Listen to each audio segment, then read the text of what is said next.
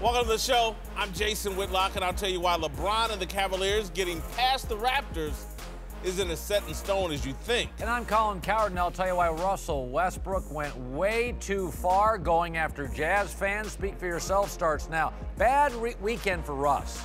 Horrible weekend for Russell Westbrook. I'm glad we got Steven Jackson here to talk about it, though. All right, hello and welcome. We're joined today by NBA champion Steven Jackson and Fox NBA analyst Chris Broussard. Let's start in Cleveland, where the Cavaliers held on to beat the Pacers in Game 7 last night, with LeBron putting on another incredible performance and finally getting some help from his supporting cast, who actually increased Cleveland's lead when LeBron went out with cramps at the start of the fourth quarter. Afterwards, LeBron talked about pulling out the tough series win. You start thinking, like, is this it? Could this be it? You know, that's just human nature. And then the other side of my brain was like, let's go make something happen. You know, let's go. This is what you're here for. You know, you're here to make plays. You know, you're the leader. It's a total team win, 5 guys in double figures. But I'm just happy for T-Top because Tristan because he's been here with us for so long and been through all the things we've been through over the course of the last 4 years. But to step in and play the way he did, I'm just so happy for him. All right, last night was definitely the best game by the Cavs starters, not named LeBron, with big jumps in points, field goal percentage, and assists. Cowherd, should LeBron's supporting cast get more credit for that win?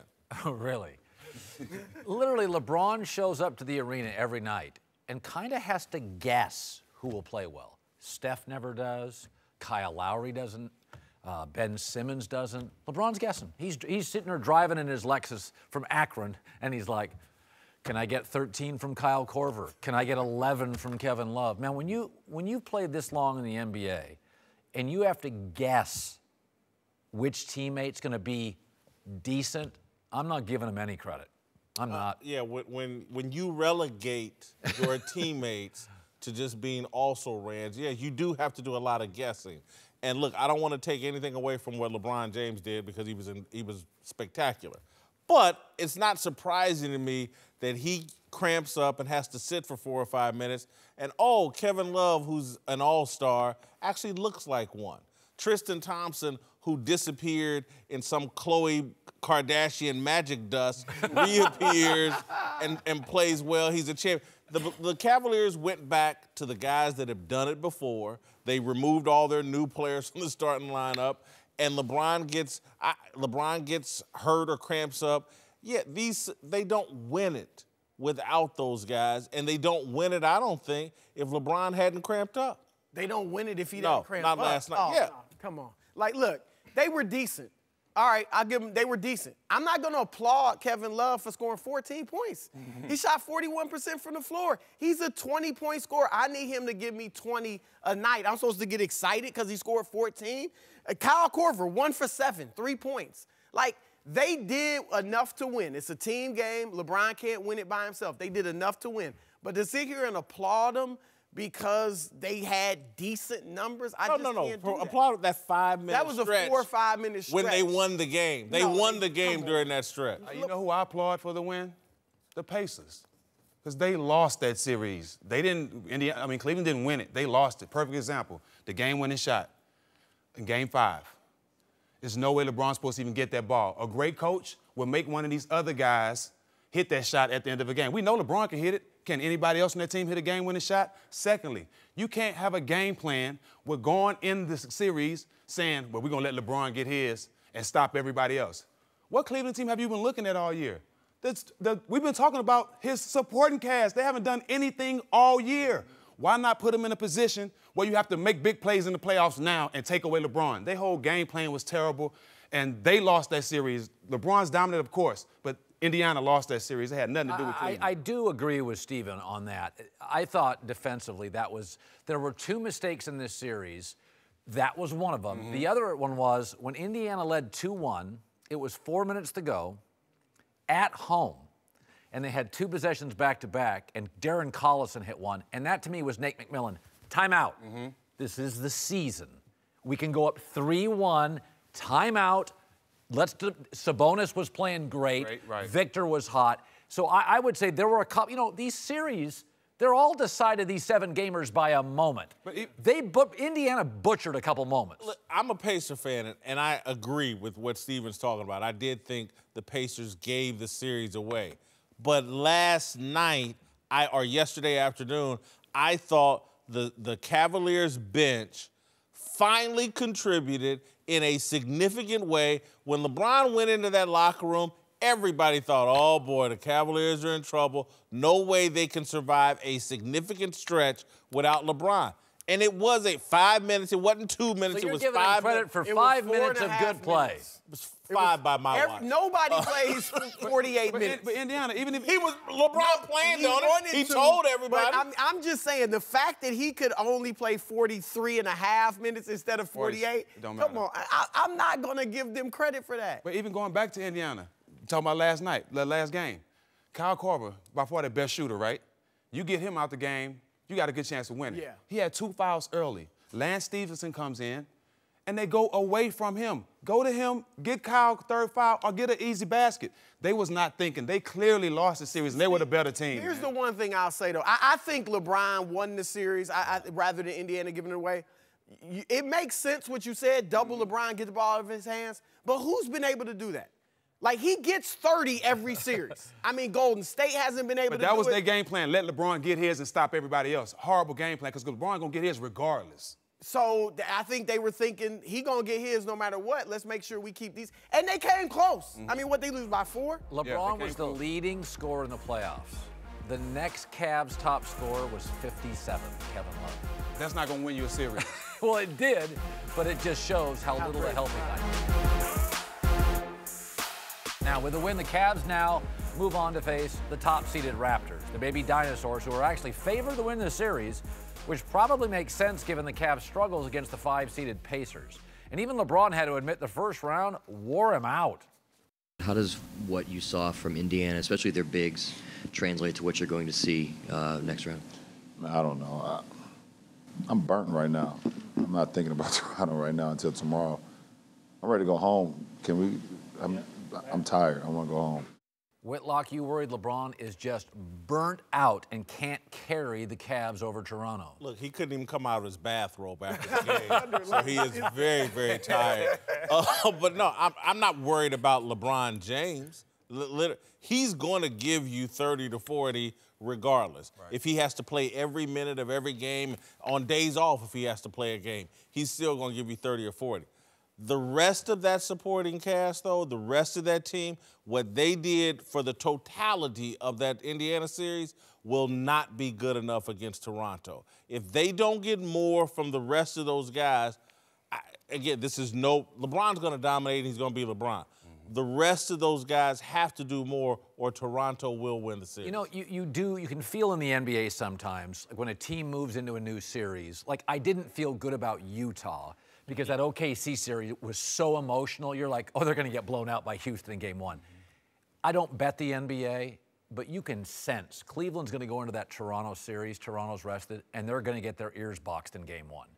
Like, I think LeBron's just not going to be able to reignite it game 1, and you start losing that game 1 in that series. I bet you any amount of money LeBron has a great game. Now, they may lose, and they may get blown out, and he may not play the fourth quarter.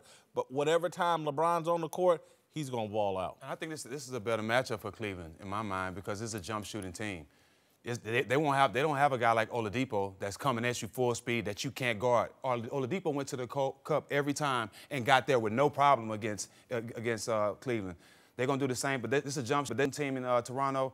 I see Cleveland having a better chance of winning this series because they're a great rebounding team. They're not a great man-to-man defending team, as you see. But if they can get this team to take a lot of tough shots and rebound and get out, they got a good chance. Yeah, I think Cleveland will have an easier chance with Toronto than with Indiana. Yeah, I think definitely. Cleveland wins in 6. And I think LeBron plays. LeBron likes to amp up the obstacles. I'm tired. I'm dead. He's going to be fine. Can't never count him out. Exactly. He's going to get his 37 points in game 1 or whatever. But you do need these other guys to step up. And I feel like, even though there's really not that much evidence, because the young guys, Nance, Hood, Clarkson, they still didn't give you anything. Right. But I do feel like having a series under their belt, a tight series, a hard-fought one, they should be better in this series than they were in that one. So I feel very confident. I swore off in the regular season taking Toronto seriously. They've embarrassed me enough playing Cleveland. But I'm going to go once again to this point because I think we just saw it. Nate McMillan, to me, wasn't able to take advantage of any of the mistakes Cleveland I think that's fair. That's awesome. I think Dwayne Casey will be able to take advantage. I think Toronto will be better coached than the Indiana team, and I think that will serve them. And I would, if I bet, I would bet on Cleveland to win the series. However, if that supporting cast isn't better, Toronto's going to win. Toronto's core guys, now they got a solid group of guys coming off that bench that can start on other teams. That's going to be scary for Cleveland, the bench coming out. Yeah. Who would have Toronto's thought bench. Tristan Thompson was absolutely necessary yesterday? Not I mean, me. they don't win without. Well, and I thought what Ty, and you could ask why did it take so long? You could see, like, Tristan has trouble with today's NBA where it spread everything out, high scoring, shoot the three. This wasn't that type of series. This was a low scoring series, a little more physical. You could have put him in maybe even. He normally self-check, though. He normally self-check. He's one of those guys, he going to D himself up on offense. You just got to box him out. He's not a guy that's just really going to change a game. He might do it every once in a while, but I guarantee you we won't be screaming his name next series like that because those guys rebound. This was his best game in ages. Welcome back. We're now joined by former excellent slot receiver Greg Jennings. Slot? Don't just put me in the slot. It's not just a slot receiver. He was great. J-Mac, Jason Whitlock. Here we go. Let's move to the NFL draft. Where the second rounder, Greg Jennings, where the Patriots had a busy day making a team record 8 draft trades. That's a lot. They also ended up passing on Lamar Jackson twice, despite rumors they were going to draft him. And then didn't end up picking a quarterback until the 7th round where they took LSU's Danny Etling. Whitlock said the Patriots have drafted Tom Brady's replacement. No, unless they felt like he was on the board. And I felt like they had zeroed in on Lamar Jackson as a second-round player for them. That's where he was on their draft board. And if he was there, they would have made that move. If they didn't have anybody else evaluated for that position to be a possible replacement for Tom Brady, then you don't make that move. And so I think they stuck with their draft board.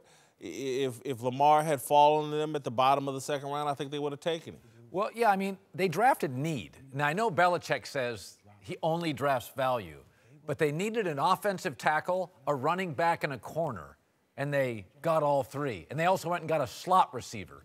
So, the way I look at it, this draft was a referendum on we still think Tom can play for a couple years. That's what it felt like to me. We're going to get him, what we lost, and we'll be favored to win the AFC and get to the Super Bowl. Yeah, and I would probably think he's also saying, look, man, I had already drafted and developed Tom's replacement.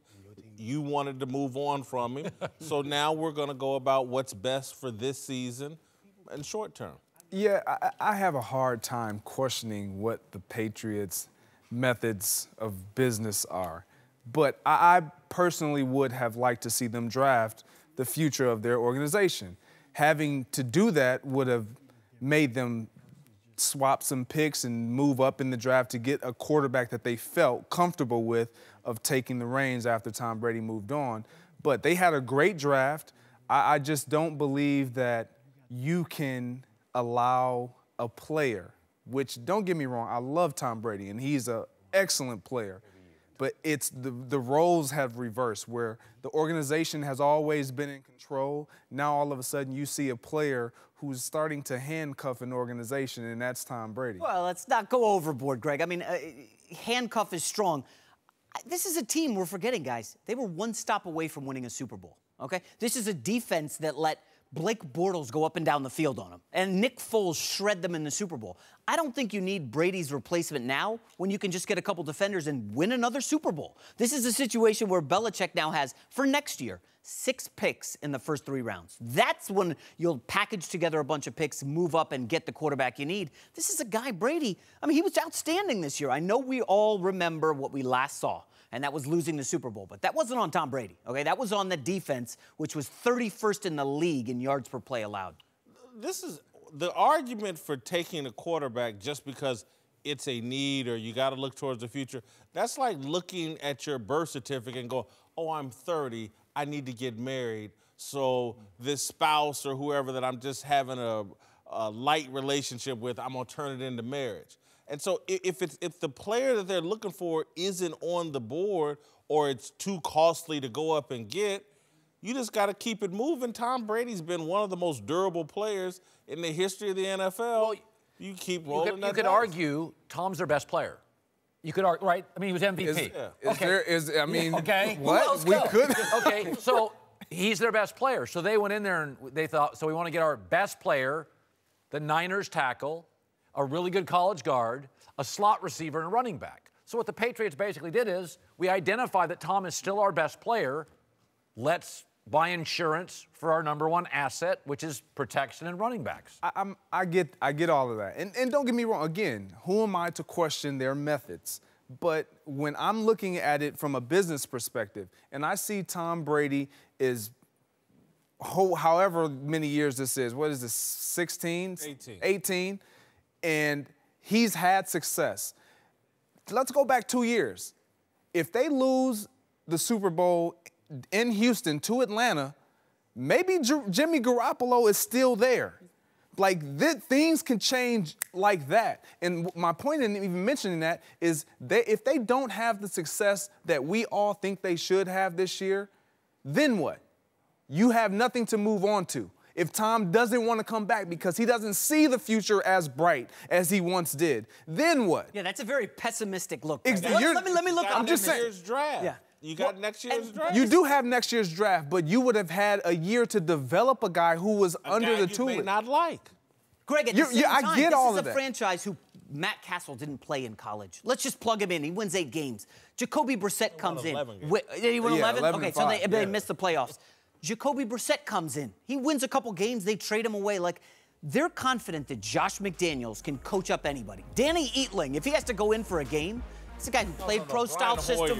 But Danny Eatling could play next year. That's how confident this franchise is. Whoever they get in at quarterback, he's going to be mildly successful.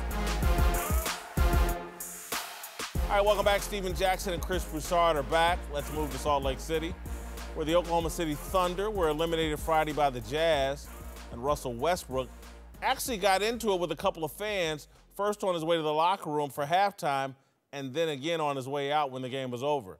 Afterward, Westbrook wasn't happy when asked about his confrontation with the fans. I don't confront fans. Fans confront me. Here in Utah, man, a lot of disrespectful, vulgar things are said to the players here with these fans, man. It's truly disrespectful.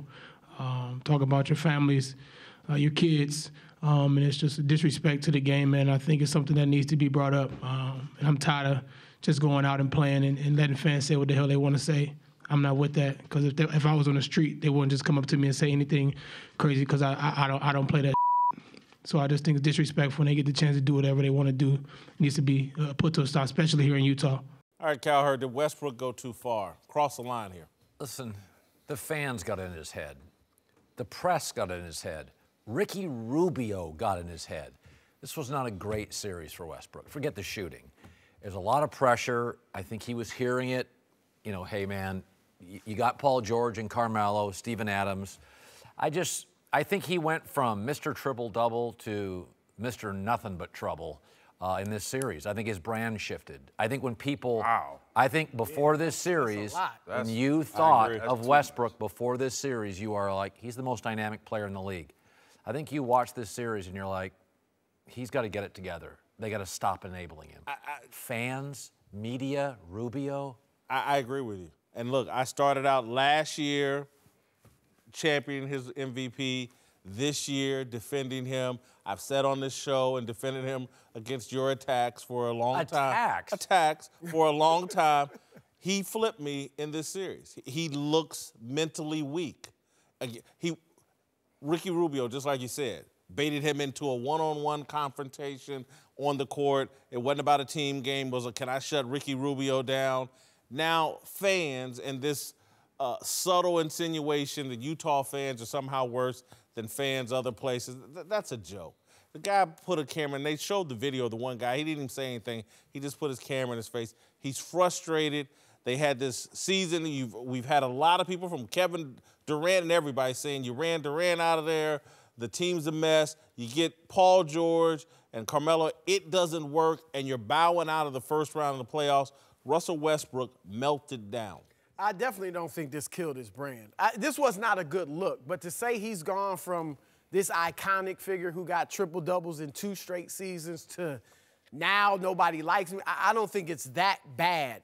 However, and I've heard, and Stephen, you obviously played in the league, but I've always heard from players, Utah, Indiana, where you played, I heard was bad with players, and Detroit was terrible. So I don't doubt that Russ was hearing some of the things he was saying. However, you can't jump on just random fans. And if the reports are true that the one fan just said, "How are your ankles?" and Russ went at him, and the other fan was just shooting video, that was bad for Russ, and I think the NBA should investigate it. And if the reports are true and nothing was said, he should get fined heavily. But I don't think this is like a They'll do nothing career because Adam Silver will do nothing to any of these players. And you're exactly right. They will not do nothing. It's been going on for years. No, to do something to Russ? They will not do nothing to Russ, or they will not even investigate if something was said to him, racial or not. They won't even investigate it. I played in Utah in the playoffs, Golden State. Cutout size, life size, with my face on it, cardboard with a jail suit, right under the basket. In the TV view, where everybody could see it every time we shot a free throw. No NBA personnel, no Utah personnel came down and told the guy to take it down. If that was LeBron's face, anybody else's face, they would have came and took that down, especially been in TV camera view. They didn't take it down. I went and signed it after the game because the guy wasn't that type of fan. He was actually a good Utah fan, a diehard fan. He wasn't being disrespectful. It was other people in there that were saying racial things and saying stuff about our families, but not this guy. But this is the type of stuff you deal with. They're not going to say anything because it's not affecting the game. You know, I think Russ clearly got outplayed. Donovan Mitchell was the best player in that series, and Russ got rattled. He totally lost his composure in the whole series because Donovan Mitchell was dominating. That's one thing, but you cannot say that he didn't hear anything disrespectful or racial about that because it happens in Utah. He can't go off on those fans. Those two look like they didn't. That wasn't the situation. Let me ask you this. Let's say all these players were 12 years old. Let's just shrink it. They're little kids. And there was a little kid that was talented, had a bad series, and got mad at fans or parents. You'd be like, that kid's a spoiled brat. Right? Okay. Isn't that my complaint about Russ? Joe Presti, Sam Presti, won't knock. Billy Donovan. Kevin Durant went to them and said, we got a problem here. He has been completely spoiled and enabled. Of course he acts like that. Did Kevin Durant ever come out publicly and say Russell was a big problem? No. He was the reason why I left. No. Okay, so we got to stop saying that. No, but because KD didn't actually say that. He left because of a lot of reasons. He never came out and said Russ was the reason I'm leaving. Well, but remember, a lot of people in public view don't want to get crushed in the media, so they won't go public. But when he left, there was 2 articles, one of which said KD had complained to the front office, hey, can you talk to him? I'm getting shots in the corner with 1 second on the shot clock. You know, I think we'd all agree, Russ, like you said, this series got upstairs with him. He got outplayed. He got outplayed and he went sideways. The only thing I heard about KD wanting out, because I'm with you, KD's never said that publicly. I did hear for his last few years there, he had a problem with Scotty Brooks and then Billy Donovan for not talking to Russ. Like, look, Russ, in the last 4 minutes, we got to make sure KD gets his shots. KD was upset with that. And you're right, maybe he could have said something to Russ. Everybody's afraid of Russell Westbrook, and we keep pampering this dude. And again, the behavior keeps getting worse and worse and worse. It keeps because we keep pampering. And as it relates to fans saying things in the arenas or whatever, man, people are making a lot of money, and you're turning over your happiness and your behavior to some idiot who doesn't have nearly as much on the line as you, and so all it takes is a guy in the stands to yell something to you, and you lose your composure and go off and want to get physical with a fan. That can't be the standard. At some point, sticks and stones and words just don't harm you, and they don't dictate your behavior or action and your response. Because there's an idiot doesn't mean you have to, oh, well, let me go be an idiot too. That's the standard. That if Russ's excuse, oh, I got yelled at, and blah, blah, blah, that doesn't justify it. It doesn't justify it. We all know. I went in the stands. I was involved in the brawl in the stands. You have to have tough skin, but it's no way that me being a man can tell you as another man how to handle a situation when you feel disrespected. I can't tell you how to handle it. You only can handle it. And money, hold up, money, you can pay me all the money in the world. I'm still a man first. So you can't say you paying me money and I have to Steve, shut up I because get I'm you. disrespected. But Steve,